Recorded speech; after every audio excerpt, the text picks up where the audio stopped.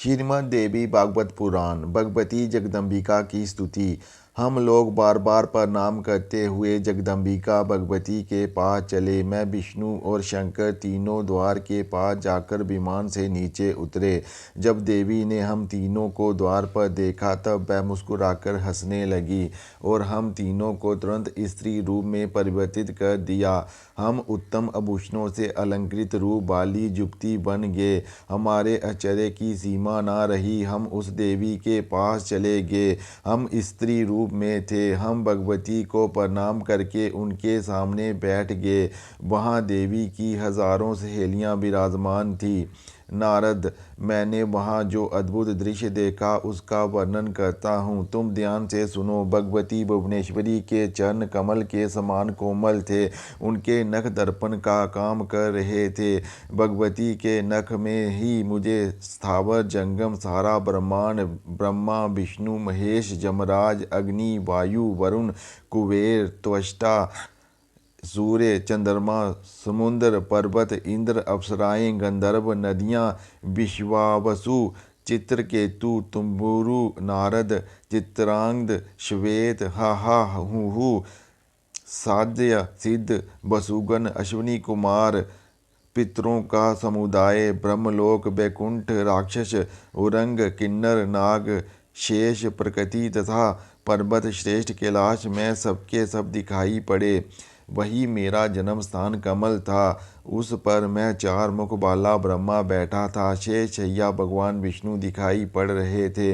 मधुकेटव भी दिखाई दे रहे थे। विष्णु जी और शिव जी का भी मन आश्चर्य में डूब गया। हे नारद, तब मैं विष्णु और शिव जी से हम तीनों ने मान लिया कि ये देवी अखिल विश्व की जननी है। हम तीनों उस देवी की झांकी देखते रहे। इतने में 100 वर्ष का समय व्यतीत हो गया। स्त्री वेश में रूपांतरित श्री विष्णु ने समय अनुसार उन भगवती भुवनेश्वरी की स्तुति करनी शुरू कर दी। भगवान विष्णु बोले, प्रकृति देवी को नमस्कार है। मनोरथ पूर्ण करने वाली कल्याण स्वरूपिणी वृद्धि एवं सिद्धि स्वरूपा भगवती को बार बार नमस्कार है। आपके द्वारा निर्मित जितने भवन हैं, हम उनकी झांकी आपके शक्तिशाली नख दर्पण में देख रहे हैं। आप महाविद्या स्वरूपिणी है। आपका विग्रह कल्याणकारी है। आप सब मनोरथ पूर्ण करने वाली हो। मैं बार बार आपके चरणों में मस्तक झुकाकर प्रणाम करता हूँ।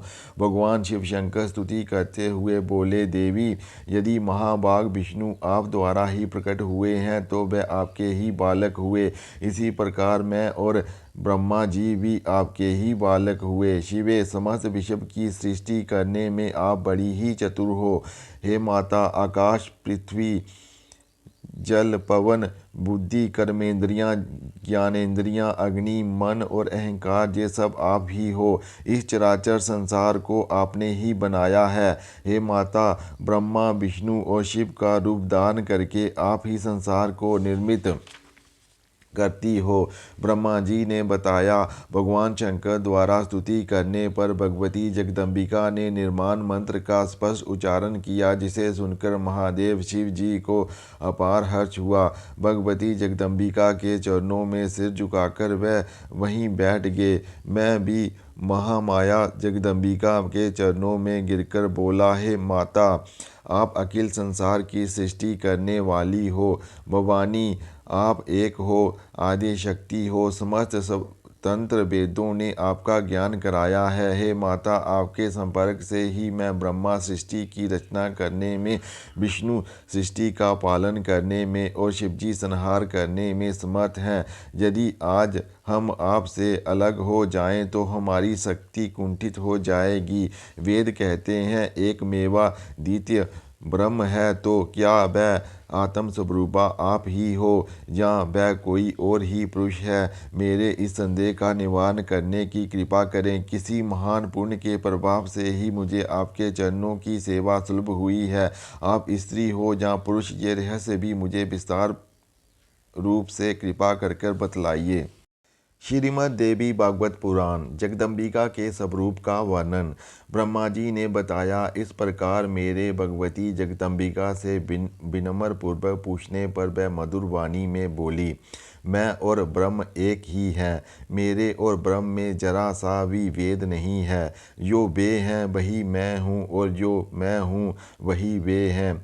बुद्धि के भ्रम के कारण भेद प्रतीत हो रहा है। इस समस्त जगत में मैं ही व्यापक रूप से स्थित हूँ। सब देवताओं में मैं विभिन्न नामों से प्रसिद्ध हूँ। मैं शक्ति का रूप धारण करके पराक्रम करती हूँ। वासवी, नारसिंही, कावेरी, वारुणी, शिवा, वैष्णवी, वाराही, रौद्री, ब्राह्मी और गौरी सभी मेरे रूप हैं। हे ब्रह्मा जी, मुझे शक्ति के परायण कर जाने पर सब प्राणी निष्प्राण हो जाते हैं। हे देवताओं, अब मेरा कार्य सिद्ध करने के लिए विमान पर चढ़कर तुम लोग शीघ्र पधारो। कोई भी कठिन कार्य उपस्थित होने पर जब भी आप लोग मुझे सम्मन करेंगे तब मैं उपस्थित हो जाऊंगी। देवताओं, तुम हमेशा सनातन परमात्मा और मेरा ध्यान करते रहना। हम दोनों का सम्मान करते रहने से तुम्हारे कार्य सिद्ध होने में तनिक भी संदेह नहीं रहेगा। ब्रह्मा जी ने बताया। इस प्रकार कहकर भगवती जगदम्बिका ने हमें विदा किया। यात्रा काल में हम तीनों देव ब्रह्मा, विष्णु, महेश के विमान पर आरूढ़ होते ही वह द्वीप, वह देवी और सुधा सागर सब अदृश्य हो गया। पुनः हमें विमान ही दिखाई दे रहा था तथा अन्य सब दृश्य अदृश्य हो गए थे। वह विमान बहुत बड़ा था। उस पर बैठकर हम तीनों कमल के पास पहुँचे, जहाँ केवल जल ही जल था और मधु तथा केटव नामक राक्षस श्री हरि के काल के ग्रास बन चुके थे। श्रीमद् देवी भागवत पुराण। नारद जी ने अपने पिता ब्रह्मा जी से पूछा, आप देवताओं के भी आराध्य देव हैं। तीनों गुणों का जो स्वरूप है उसे मुझे विस्तार पूर्वक बताने की कृपा करें। ब्रह्मा जी ने कहा, हे नारद, तीनों अहंकारों की तीन शक्तियां हैं। वह क्रिया शक्ति, ज्ञान शक्ति और अर्थ शक्ति के नाम से प्रसिद्ध हैं। हे नारद, अब उनके कार्यों को सुनो। तामसी द्रव शक्ति से रस, रूप, स्पर्श, शब्द और गंध, इन पांच तन्मात्राओं की उत्पत्ति बतलाई गई है। आकाश का गुण शब्द, वायु का स्पर्श, अग्नि का रूप, जल का रस और पृथ्वी का गुण गंध है। द्रव शक्ति से संबंध रखने वाले ये दसों एवं एकत्रित होकर प्रकट होते हैं। तब इन्हें तामस अहंकार से पैदा सृष्टि कहा गया है। सात्विक अहंकार से संबंध रखने वाली जो ज्ञान शक्ति है उससे अश्विनी कुमार, वरुण, सूर्य, वायु और दिशा, पांच इंद्रियों के पांच अधिष्ठाता देवता तथा बुद्धि प्रभृति अंतःकरणों के अधिष्ठाता रुद्र, वायु, चंद्रमा और चौथा क्षेत्रज तथा मन सहित 15 प्रकट होते हैं। सात्विक अहंकार की ये सृष्टि सात्विक सृष्टि के नाम से प्रसिद्ध है। रस और गंध, इन पांच गुणों से पृथ्वी परिपूर्ण है। इस प्रकार सभी वस्तुओं के सम्मेलन से ब्रह्मांड की उत्पत्ति बतलाई जाती है।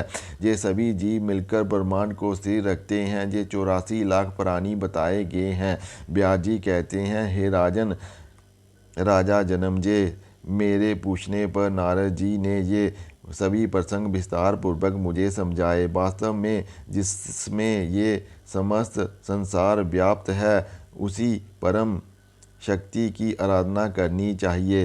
कार्य भेद से वही शक्ति सभी निर्गुण और कभी सगुण भाव से विराजमान हो जाती है। तुम उन्हीं का पूजन और भजन करो। वे ही सरस्वती, महालक्ष्मी और महाकाली हैं। वे संपूर्ण प्राणियों की अधिष्ठात्री देवी हैं। प्रसंग वंश अस्पष्ट नाम से उच्चारण करने पर भी वे हमारी इच्छा अनुसार दुर्लभ वस्तुओं को भी प्रदान कर देती है।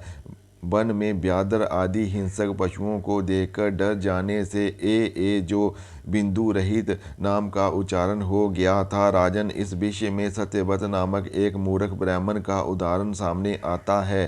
सत्यव्रत नाम का एक महान मूर्ख निराक्षर ब्राह्मण था। किसी कोल के मुख से सुनकर प्रसंगवश उसने उसका उच्चारण किया था।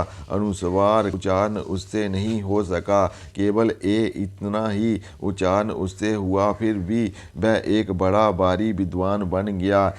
कारक उच्चारण करने से ही उस पर भगवती परम प्रसन्न हो गई।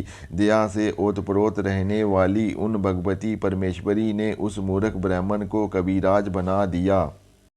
श्रीमद् देवी भागवत पुराण। सत्यव्रत ब्राह्मण की कथा।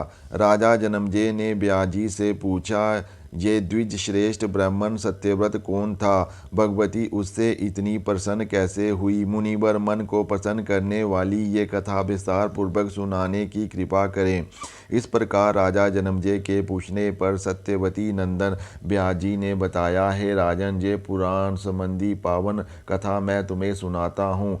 इसे तुम ध्यान लगाकर सुनो। एक समय की बात है, मैं पवित्र तीर्थों में भ्रमण करता हुआ पुण्य भूमि नैमिषारण्य में पहुंच गया था। वहां पर अनेकों मुनि विराजमान थे। उस समय उन मुनियों के समाज में कथा प्रारंभ हो रही थी।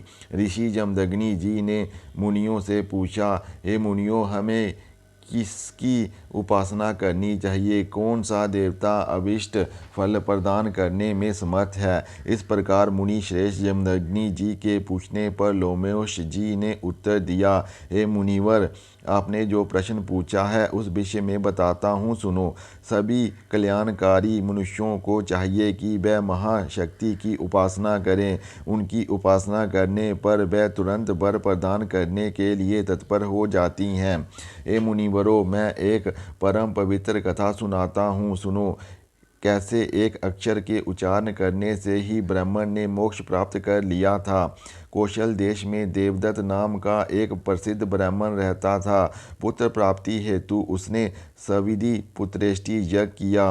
कुछ समय व्यतीत हो जाने पर उसकी सुंदर पतिव्रता स्त्री गर्भवती हो गई। उसकी पत्नी का नाम रोहिणी था। उसने शुभ मुहूर्त में एक पुत्र को जन्म दिया। उन्होंने पुत्र का नाम उदत्त रखा। वेद ध्यान की विधि पूर्वक देवदत्त स्वयं उदत्त को पढ़ाने लगा, किंतु उदत्त ने एक शब्द भी उच्चारण नहीं किया। वह मूर्खों की तरह चुपचाप बैठा रहता। पिता ने उसे अनेक ढंग से पढ़ाने का प्रयत्न किया, परंतु उस मूर्ख की बुद्धि ठीक रास्ते पर नहीं आई। वह मूर्ख की तरह पड़ा रहा। इस पर देवदत्त चिंता के समुद्र में डूबने लगे।